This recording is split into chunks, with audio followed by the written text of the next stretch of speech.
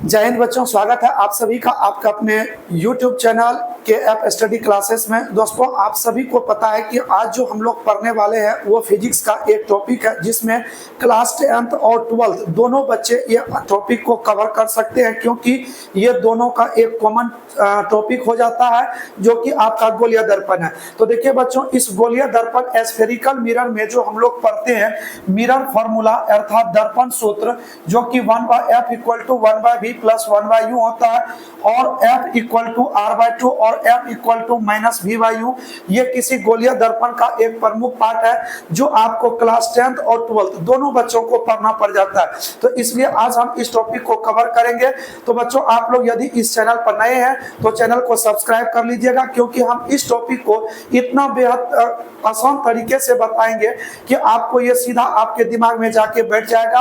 और दोस्तों, आपको पता ही होगा कि ये जब भी एग्जाम में क्वेश्चन आता है बोर्ड में तो आपको 5 अंक दे करके जाता है। तो चलिए हम लोग बिना देर के करते हैं आज का क्लास स्टार्ट। तो देखिए, पहला प्रश्न आप लोगों के लिए क्या रहने वाला है। तो देखिए, आज का जो टॉपिक का पहला प्रश्न है इसको ध्यान से पढ़िए और देखिए क्या कह रहा है। किसी गोलीय दर्पण में f = r/2 को प्रमाणित करना है। देखिए, गोलीय दर्पण में हमें क्या बताना है, f = r/2। क्या आपको पता है गोलीय दर्पण कितने तरह का होता है? तो गोलीय दर्पण आपको बच्चों 2 तरह को पढ़ने को मिलता है। ठीक है, गोलीय दर्पण जो होता है ये आपको 2 तरह का मिलता है। एक होता है आपका क्या, तो अवतल दर्पण, और दूसरा कौन सा होता है, तो उत्तल दर्पण। ठीक है, ये गोलीय दर्पण 2 तरह का होता है। जब भी हमें एग्जाम में ये प्रश्न आवे कि किसी गोलीय दर्पण में, तो आपको कुछ नहीं करना है। चाहे आपका मन करे अवतल बनाने का तो अवतल बना लीजिए, मन करे उत्तल बनाने का तो आप उत्तल में इसे सोल्व कर सकते हैं, क्योंकि आपको ये बोला नहीं गया है कि गोलीय दर्पण में कौन सा दर्पण लेना है। तो हम अपने मन से क्या ले लिए हैं, तो एक अवतल दर्पण ले लिए। तो आइए इस दर्पण में हम लोग इसको प्रमाणित करेंगे, f = क्या, r/2। तो पहले बच्चों हम आपको बता दें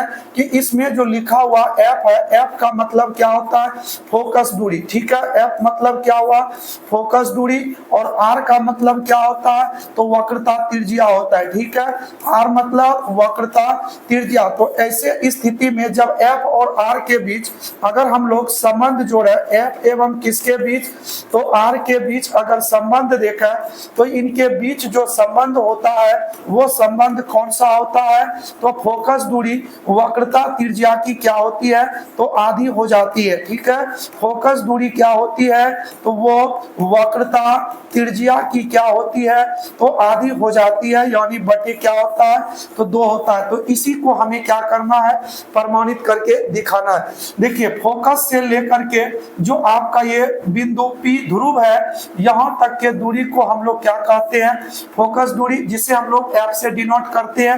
वक्रता केंद्र C से लेकर ध्रुव P तक की दूरी को हम लोग क्या कहते हैं, तो वक्रता त्रिज्या R से हम लोग क्या करते हैं, इसे डिनोट करते हैं। तो देखिए, सबसे पहले हमने इस आकृति को बनाया कैसे, इनके बारे में आप लोग जान लीजिए, तब जाके आप लोगों को ये टॉपिक और क्लियर हो जाएगा। तो देखिए, सबसे पहले हमें क्या करना है, एक अवतल दर्पण को ले लेना है और इसका नाम हम लोग क्या रख देते हैं, तो mn। ठीक है, इस दर्पण का नाम क्या हो गया, तो mn हो गया। हम इसमें एक मुख्य अक्ष को खींच लेते हैं, और आपको पता होना चाहिए कि मुख्य अक्ष पर बच्चों 3 पॉइंट रहता है, एक ध्रुव, एक फोकस और एक क्या होता है, तो एक होता है आपका कौन सा, तो वक्रता केंद्र। ये 3 बिंदु होता है। और जब प्रकाश की किरण अनंत से चलकर मुख्य अक्ष के समांतर आती है और इसमें क्या होता है, ये दर्पण पर जब पड़ता है तो यहाँ से ये क्या होता है, परावर्तित हो जाता है। ठीक है, और परावर्तित होता है तो ये किससे होकर गुजरेगा, तो ये चला आता है फोकस होकर के। तो अतः इसमें जो ये फोकस होकर के आया है तो यहाँ पर ये बिंदु जो है आपतन बिंदु कहलाया, और इसका नाम हम क्या रख देते हैं, तो बी रख देते हैं। तो एक प्रकाश की किरण को हम लोग क्या करते हैं, यहाँ से हम लोग जाने देते हैं। ठीक है, इस किरण को बिंदु सी और बी जो है इनको मिला देते हैं। कहने का मतलब बिंदु सी से बी पर अभिलंब डाले। तो बच्चों ये बताइए ये कौन सा किरण हो हो जाएगा, तो ये आपका हो जाएगा कौन सा, तो आपतित किरण हो जाएगा। ठीक है, तो आपने पढ़ रखा है आपतित किरण और अभिलंब के बीच जो कोण बनता है वो आपतन कोण क्या होता है, आई। और ये तब आपका कौन सा किरण हो जाएगा, तो ये हो जाएगा आपका परावर्तित किरण हो जाएगा। तो ऐसे कंडीशन में परावर्तित किरण और अभिलंब के बीच जो कोण बनता है उसे हम लोग किससे डिनोट करेंगे, तो आर से डिनोट करेंगे। तो हो गया ये आकृति आपका बनके तैयार। अब रही बात भाषा लिखना है, तो लैंग्वेज तो आपको 2 लाइन देना ही पड़ेगा, क्योंकि आपने इस आकृति में क्या सब क्या है उन्हीं चीज को आपको लिखना पड़ जाता है। तो आप लोग कैसे इस फिगर को बनाएंगे ये चीज आप लोग सीख गए। तो आइए हम लोग थ्योरी की ओर बढ़ते हैं।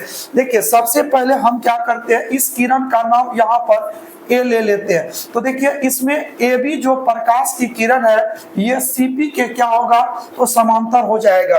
ठीक है, तो ए बी जो होगा वो समांतर होगा किसका, सीपी बोलिए या पीसी का। तो बताइए जब ये समांतर है और बीच का जो ये रेखा आप बीसी देख रहे हो ये तिरछी रेखा है, तो ऐसे कंडीशन में ये आपतन कोण आई और ये कोण जो आप देख रहे हो इस कोण के क्या हो जाएगा, तो बराबर हो जाएगा। तो इस एंगल का आपको नाम लिखना है, तो ये एंगल आपका क्या हो जाएगा, तो कोण ABC जो होंगे वो इक्वल हो जाएंगे इस कोण का। तो ये कोण क्या हो जाएगा, FC और क्या हो जाएंगे, तो B। तो ये एंगल बन जाएंगे आपका FCB। और यहाँ पर देखिए ये जो ABC एंगल है इसे क्या लिखा गया है, तो I लिखा गया। और यहाँ पर क्या है, तो FCB। इसे इक्वेशन नंबर क्या रखिए, फर्स्ट। क्या इसी तरीके से यदि आप देखें तो ये जो आपतन कोण और परावर्तन कोण R है, क्या इसे हम लिख सकते हैं परावर्तन के नियम से। तो परावर्तन के नियम से क्या होता है, तो इसमें कोण I जो होता है वो कोण R के क्या होता है, तो इक्वल होता है। तो यदि ये कोण I है तो ये भी आपने ऊपर समीकरण फर्स्ट में I निकाला। और बताइए आपतन कोण परावर्तन कोण क्या होंगे, तो बराबर हो जाएंगे। तो कहने का मतलब ये हो जाएगा, तो देखिए I जो है वो किसके इक्वल है, तो वो है FCB और ये एंगल क्या है, R। क्या आप R को लिख सकते हो CBF, इसे क्या लिख सकते हैं, तो CBF लिख सकते हैं, क्योंकि R कोण का ये नाम है। तो क्या ये दोनों एंगल किस ट्रायंगल में आता है, तो इस त्रिभुज के अंतर्गत। तो हम लोग यहां से चलेंगे इन ट्रायंगल BCF में। ठीक है, BCF इस ट्रायंगल में देखिए तो आपको क्या देखने को मिल रहा है कि इस ट्रायंगल में ये एंगल C और ये एंगल आपका B, ये दोनों क्या मिल रहा है, बराबर मिल रहा है। तो कोण C वाले एंगल का नाम क्या है, तो FCB है। और वो जो ऊपर B वाला है इस एंगल का नाम क्या हो जाएगा, तो CBF। क्या आप लोगों ने इनको पढ़ चुका है कि नहीं, कि यदि किसी त्रिभुज के अंदर 2 कोण बराबर होते हैं तो उसके सामने की भुजाएं बराबर होती है, और उसका अगर भुजा बराबर है तो उसके सामने का कोण भी क्या होता है, तो बराबर होता है। तो इन चीजों को आपको जानना है। तो यहाँ पर देखिए एंगल C और एंगल B बराबर है, तो इसके सामने का जो भुजा होगा बच्चों वो भुजा क्या हो जाएगा, तो बराबर हो जाएगा। तो करिए C के सामने कौन सा भुजा है, तो देखिए ये एंगल है C, तो इसके सामने आपको साइड क्या मिल रहा है, तो BF साइड मिल रहा है आपको। तो इसके जगह पर आपको लिख देना है BF इक्वल। अब देखिए B है तो B के एंगल के सामने जो कौन सा साइड आ रहा है भुजा, तो वो आपका हो जाएगा क्या, तो CF हो जाएगा। तो इसके जगह पर क्या लिख देंगे, तो CF। तो इतना आप लोगों को समझ में आ गया होगा कि यदि किसी त्रिभुज में कोण बराबर होता है तो उसके सामने की भुजाएं भी क्या होती है, तो बराबर हो जाती है। तो चलिए अगर ये भुजा इक्वल है तो इसे आप लोग समीकरण क्या रखिए, सेकंड रखिए। तो चलिए हमें कुछ देखना, इसमें पॉइंट को लिखना है।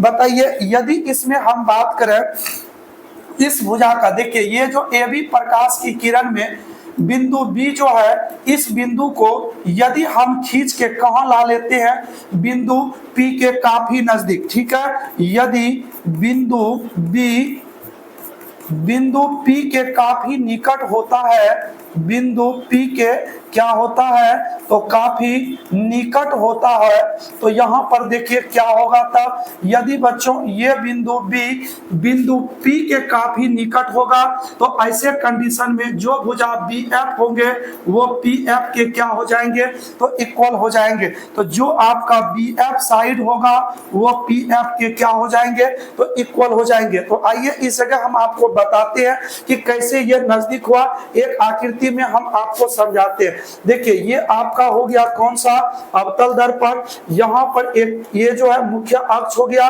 देखिए यहाँ से हम इस किरण की बात कर रहे हैं। देखिए बच्चों आप लोगों को पता होगा कि जब प्रकाश की किरण यहाँ दर्पण से टकरा कर लौटेगा तो वो हमेशा फोकस से होकर ही जाएगा। तो अब आप सोचिए कि यदि ये प्रकाश की किरण यहाँ पर न आपतित होकर के ये प्रकाश की किरण अगर इस बिंदु P के काफी निकट होता तो क्या ये जो आपका रिटर्निंग वाला जो किरण है, ठीक है, क्या ये किरण कहां से जाता, तब ये जो था आपका ये इसी फोकस से होकर गुजरता, तब हम इसे इस तरीके से बोल सकते थे ये ऐसे करके जाता। तो देखिए यहाँ पर लगभग में आपका जो BF भुजा था वो PF के क्या हो जाएगा तो इक्वल हो जाएगा। तो इसीलिए उस भुजा को काफी सन्निकट लाना है। तो आप लोगों को ये टॉपिक क्लियर हो गया होगा।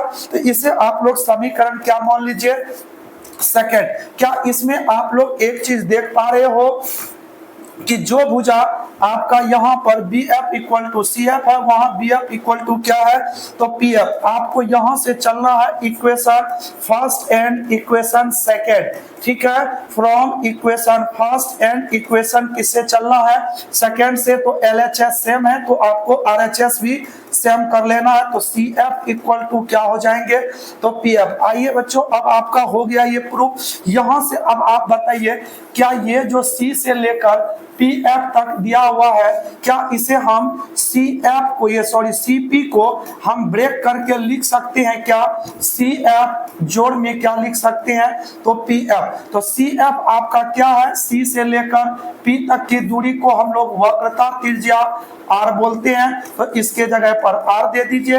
देखिए CF जो है आपका वो किसके बराबर है तो PF, यहाँ पर आपको PF लिख देना है, यहाँ पर भी PF है। तो R इक्वल टू क्या हो जाएंगे तो 2PF और PF जो है अर्थात फोकस से लेकर ध्रुव तक की दूरी को फोकस दूरी कहते हैं। तो R इक्वल टू आपको क्या मिल गया 2F। अब आपको निकालना क्या है यहाँ से F, तो आप यहाँ से F इक्वल टू क्या लिख सकते हो तो R/2 लिख सकते हो। तो बच्चों ये था आज का टॉपिक जो आपको F इक्वल टू R/2 क्या करना था सिद्ध करना था, ये आपका प्रमाणित हो गया। यदि आपको इसका लैंग्वेज बच्चों लिखना है तो आप लोग लैंग्वेज यहाँ से इसको नोट कर सकते हैं क्या, तो माना कि Mn एक अवतल दर्पण है। देखिए आप लोग पहले Mn अवतल दर्पण ही बनाए थे जिसमें AB प्रकाश की किरण जो है बिंदु B पर आपतित होती है। देखिए ये प्रकाश की किरण बिंदु B पर आपतित हुआ है जो कि परावर्तन के बाद किससे होकर गुजरती है तो F से होकर गुजर जाती है। तो आप चाहो तो यहां से इनका भाषा नोट कर सकते हो। तो बच्चों आप लोगों को F इक्वल टू R/2 आसानी से समझ में आ गया होगा, तो आप लोग इसे कॉपी पर नोट कर लीजिए और एक दो बार अपने से प्रैक्टिस कर लीजिए, आपको ये बिल्कुल क्लियर हो जाएगा। तो चलिए मिलते हैं नेक्स्ट टॉपिक में, तब तक के लिए जय हिंद।